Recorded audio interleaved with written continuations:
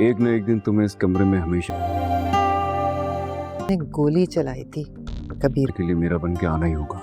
पहले तो कभी इसकी हिम्मत नहीं, पर कबीर पर चलने वाली गोली वह हिसाब बराबर, वरना कबीर जिंदा नहीं रहेगा।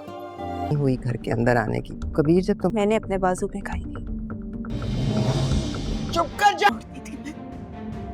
तुम्हारे घर गया था तो आसमान ईद को खानी होगी, तभी तो छुआ करती थी हवाओं। तो अब अगर आप मुझ पर गोली चलाएंगे तो वो गोली कबीर या फिर तुम दोनों बात होंठों कुछ है। मेरे साल पे हंस रही हो।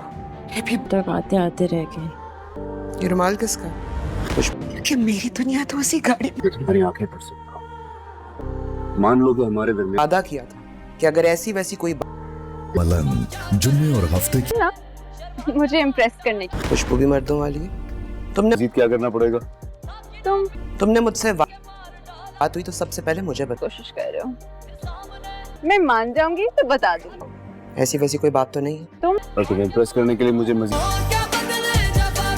एक न एक दिन तुम्हें इस कमरे में हमेशा ने गोली चलाई थी कबीर के लिए मेरा बन के आना ही होगा।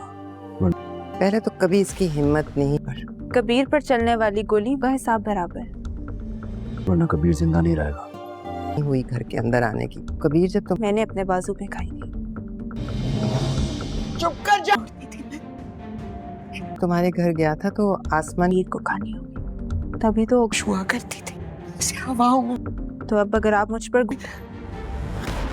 गोली चलाएंगे तो वो गोली कबीर या फिर तुम दोनों बात होंठों कुछ है। मेरे साल पे हंस रही हो। ये भी तक आते आते रह गए। ये रुमाल किसका?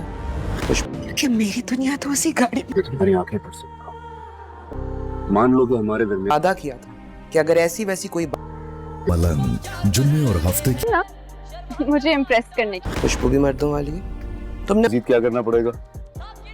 तुमने मुझसे बात हुई तो सबसे पहले मुझे बता। कोशिश कर रहे हो, मैं मान जाऊंगी तो बता दूंगी। ऐसी वैसी कोई बात तो नहीं है। और तुम्हें इम्प्रेस करने के लिए मुझे मजीद